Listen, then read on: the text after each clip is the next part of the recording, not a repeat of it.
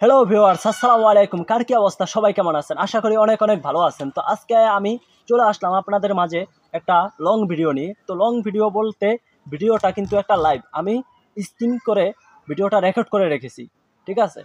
তো আপনারা ভিডিওটা দেখেন, কিন্তু এটা একটা ভিডিও নয়, এটা মূলত একটা লাইভ, ঠিক আছে? তো লাইভটা আমি শেয়ার করে রেখেছি, স্ক্রিন করে রেখেছি, কারণ আপনাদেরকে দেখাবো বলে।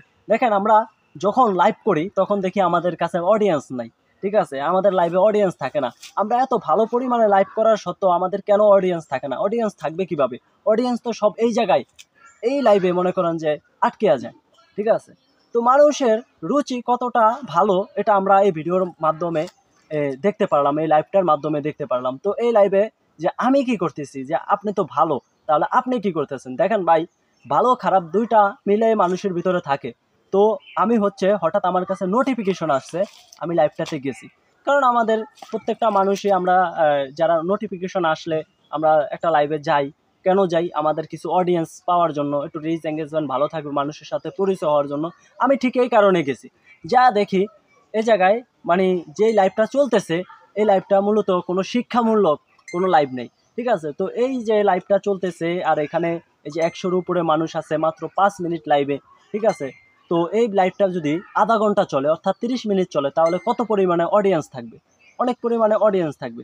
তো আমি একটা জিনিস খুব ভালো মতো বুঝলাম, যে আসলে আমরা যে শিক্ষামূলক ভিডিওগুলো বানাই, আমরা যে আহ, ভালো ভিডিওগুলো বানাই, যে আমাদের কোনো মেয়ে নিয়ে ভিডিও নাই, বা মেয়ে নিয়ে ভিডিও যদিও করি, ঠিক আছে, মেয়ে নিয়ে বউ দিয়ে যদি ভিডিও করি, তবুও ভিডিওতে শিক্ষামূলক কিছু থাকবে, ঠিক আছে? এটা আমাদের চিন্তা ভাবনা, কিন্তু ওনাদের চিন্তা ভাবনা খুবই দুর্বল।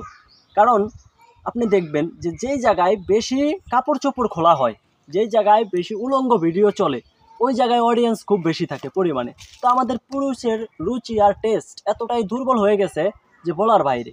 কারণ আমরা মানুষ এরকমভাবে কাজ করতেছি, যে মানে কোনটা ভালো কোনটা খারাপ ওটা কোনো রকমই বিবেক বিবেচনা করি না। তো বিবেক বিবেচনা করে প্রত্যেকটা মানুষের লাইভে যাওয়া উচিত, ঠিক আছে? তো এই যে এই লাইভটা করতেছে সে, এই লাইভটা কি ফেসবুক নেবে? ফেসবুক কখনো নেবে না এই লাইভটা। এই লাইভটা ফেসবুক এই জন্য নেবে না, কারণ এই লাইভটা সে রাখতে পারবে না, এটাতে সে উলঙ্গ হয়ে যায়, ঠিক আছে? হঠাৎ করে লাইটটা বন্ধ করে দেয়, লাইটটা বন্ধ করে দিয়ে সে কি কাপড় চোপড় খুলে নেয়। তো এই সমস্ত জিনিস তো ফেসবুকে অ্যালাউ না, ঠিক আছে? যে যেই লাইভ করতেছে এই লাইভটা অ্যালাউ না, তবু লাইভে হাজার হাজার হাজার হাজার মানুষ কিসের জন্য যায়? এটা আপনারা যারা আছেন বয়স্ক, প্রাপ্তবয়স্ক যারা আছেন, দেখেন একটা শিশু বাচ্চাও বুঝবে যে এই লাইভে মানুষ কেন যায়, ঠিক আছে? তো আমি আপনাদেরকে বলবো যে এরকম লাইভে আপনারা যাবেন না। আর আমার কথা বলতেছেন যে ভাই আপনি এই লাইভে কি করেন, ঠিক আছে? আমি এই লাইভে এই জন্যই গেছি যে আমার কাছে নোটিফিকেশনটা আসছে, এই জন্য আমি গেছি, ঠিক আছে? যা দেখি এই জায়গার পরিবেশ ভালো না, তখনই আমি সঙ্গে সঙ্গে আমি স্ক্রিন রেকর্ড করলাম আমার ফোন দিয়ে, ঠিক আছে? রেকর্ড করে আমি আপনাদেরকে সরাসরি দেখানোর জন্য আবার ভিডিওটা করে নিয়ে আসলাম, ঠিক আছে? তো আপনারা করবেন কি এখন? করণীয় আপনাদের কাজ কি? দেখেন, যারা এই সমস্ত কাজ করে তাদের আশেপাশে তো থাকা উচিত না, ঠিক আছে? আর আমি বলবো যে আপনারা সবাই ওনাকে ব্লক মারেন, রিপোর্ট মারেন, তবে রিপোর্ট মারার ক্ষেত্রে ওনার যে খারাপ সাইডটা, ওনার খারাপ সাইডটা আপনারা তুলে ধরবেন, তুলে ধরে ফেসবুকের কাছে রিপোর্ট মারবেন, ঠিক আছে? আর ফেসবুকের কাছে বলবেন যে ওনার যেই সমস্ত মানে কাজগুলা করতেছে, ওগুলা দেখতে আমাদের কাছে ভালো লাগে না, ঠিক আছে? আমরা এতে খুশি না। এই সমস্ত কথা লিখে রিপোর্ট মারার সময়, এখন ফেসবুক নতুন আপডেট দিয়েছে, রিপোর্ট মারার সময় এই কথাগুলো লিখে যদি মারেন, তাহলে রিপোর্টটা আপনার গ্রহণযোগ্য হবে, নাহলে কিন্তু হবে না, ঠিক আছে? তো যদি আপনারা ভালো মনে করেন যে না, এই সমস্ত জিনিস আসলে দেখানো উচিত না, ঠিক আছে, তাহলে মারতে পারেন। আর যদি বলে না আমরা দেখব, তাহলে মারার দরকার নেই।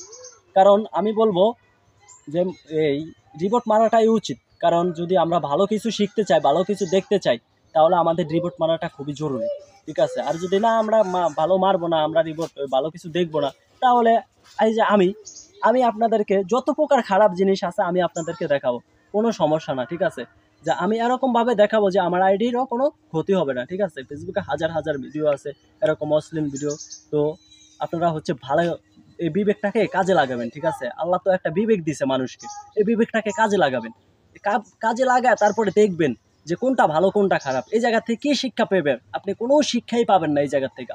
এমন কোনো শিক্ষা নাই যে আপনি এই জায়গা থেকে পাইবেন, ঠিক আছে?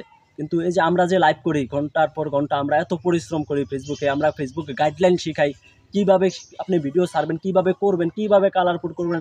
এত কষ্ট করে ভিডিও বানায়, এক একটা ভিডিও বানানোর ক্ষেত্রে কতটা পরিশ্রম করতে হয়, ক্যামেরার সামনে দাঁড়ায় কথা বলা, এটা তো যারা ভিডিও বানায় তারা প্রত্যেকটা মানুষই জানে কতটা কষ্টের। তা আপনারা আমাদের ভিডিওগুলো দেখেন না, দেখেন যে এই জায়গায় ভাই আমরা তো শার্ট জামা কাপড় খুলতে পারি না, আর খুললেও দেখবেন না আপনারা, ঠিক আছে, কারণ আমরা পুরুষ আর তারা তো নারী, ঠিক আছে। নারী থাক, এটা নারী পুরুষ আমার কোনো ভেদাভেদ এক জায়গায় কিছুই না, ঠিক আছে। কথাটা হচ্ছে যে এরকম লাইভে, ঠিক আছে, যাওয়া যাবে না, এরকম লাইভে যাওয়া যাবে না। যদি যান তাহলে বুঝেন যে আজকে না হলে আপনি জৈবনের জ্বালা মিঠানোর জন্য এই লাইভে যাইবেন, কিন্তু কালকে আপনি কি হিসাব দিবেন? আপনার কোনো হিসাব আছে? আপনাকে যদি জিজ্ঞাসা করে যে তুমি বিবেকটাকে কোন কাজে খাটাইছো, তখন বিবেকে লাড়া দিবে যে বিবেক এই কাজে খাটাইছে, আমাকে এই কাজে খাটাইছে, উনি উনি আমাকে দিয়ে অশ্লীল ভিডিও দেখছে, ঠিক আছে। তো ওই সময় আপনাকে মনে করেন বাড়ি যে বড়া ফেরেস্তা এমন বাড়ি দেবে, আপনার মনে করেন যে বিবেক বুদ্ধি কই যাবে, তখন আপনি নিজেও টের পাবেন না, ঠিক আছে।